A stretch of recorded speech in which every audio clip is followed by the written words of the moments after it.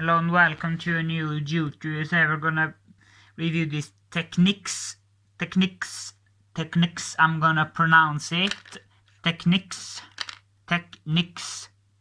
And it's a DC servo automatic turntable SL200K, and there we have to set 33, 45 for those small EP discs. And you also need a little thing to put right there. I do have it somewhere, I just don't know where. And I do have a EP disc somewhere. And we also have a stop to stop the tone arm and to lift it and put it down. And we also have an anti-skating, I don't know what that's used for. My friend told me to set the weight of the tone arm, which you can do right here, but I don't have a fucking clue how to do it. And you can also remove the pick or the whole needle shell by turning that thing right there. And then you can just pull it out like so. I actually replaced the pickup in this, since the first stylus that was in this didn't work at all. There is the series. There is what you should search for if you want the new stylus. But I searched the new stylus, and it costs like on eBay it was like $25 or something. That's 250 Swedish, and I don't want to be paying that for a stylus. So I decided to just swap out the pickup, because I do have a couple of pickups in my spare pile. I always take the needle and the pickup and belts from turntables before throwing them away. So yeah, that pickup is from I believe a compact hi-fi, because I usually keep these turntables you plug into an amp, because I really hate those like compact hi-fis, if you know what I mean. And I can show you the underside. I don't want to that disc to I don't know what to call it, but to like come off. And there is these feet, so it won't bounce and shit like that. And on the back right there we have RCA outs and the power input. And we also have that lubricated tone arm.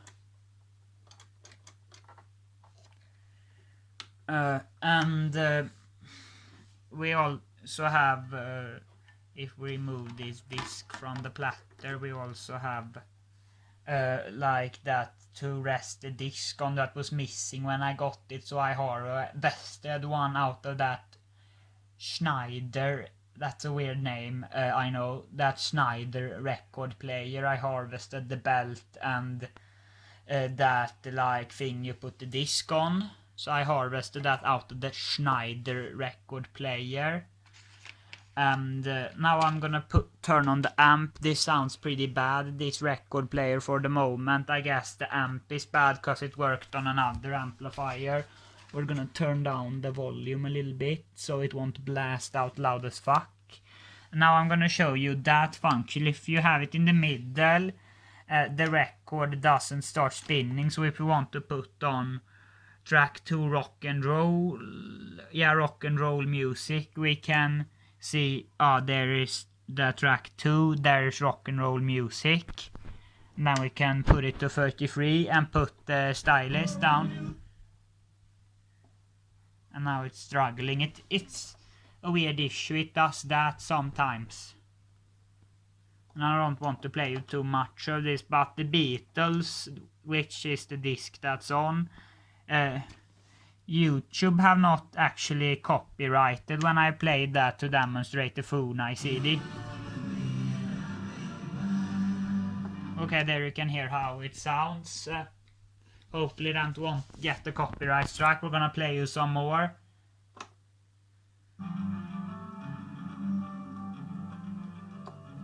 Okay, let's lift the tone arm once again, so they won't get a match, cause then I'm fucked. And now you can hear the next song coming here.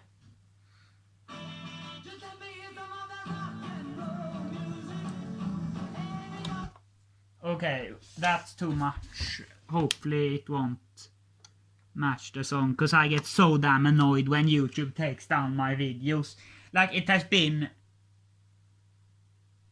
3 videos, and one was because I played ABBA to show you that Grundig cassette deck, and the other one was that Panasonic compact hi-fi. I have not moved that out of the way yet because it's such a big pain in the ass to move.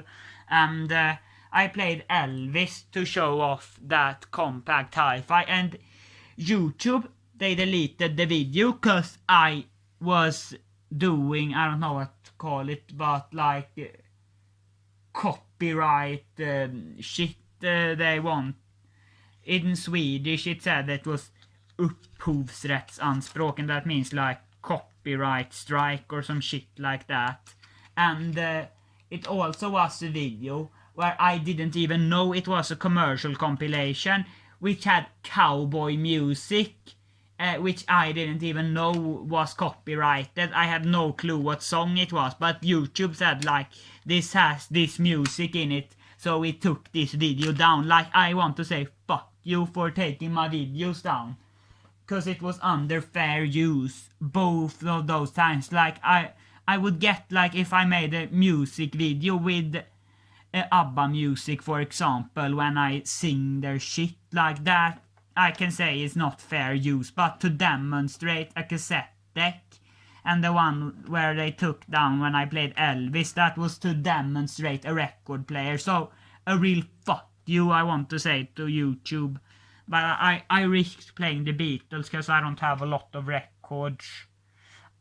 You can buy them at my local thrift store for like 5 Swedish kronor. That's like 5 cents. But like, I hate being outside, so I'm gonna re-upload it and buy some crappy record at the thrift store if they take this down, because I played the Beatles. But hopefully they won't take this down, because hopefully those assholes at YouTube won't match the song. And if you take this down, I want to say this to YouTube: fuck you. But yeah, thanks a lot for watching, and Happy New Year to everyone who's watching. It's the 27th of December, so in 3 days it's gonna be a new year. So, Happy New Year to everyone watching. It's gonna be 2021 in 3 days, so that's pretty nice, I guess. But yeah, thanks a lot for watching.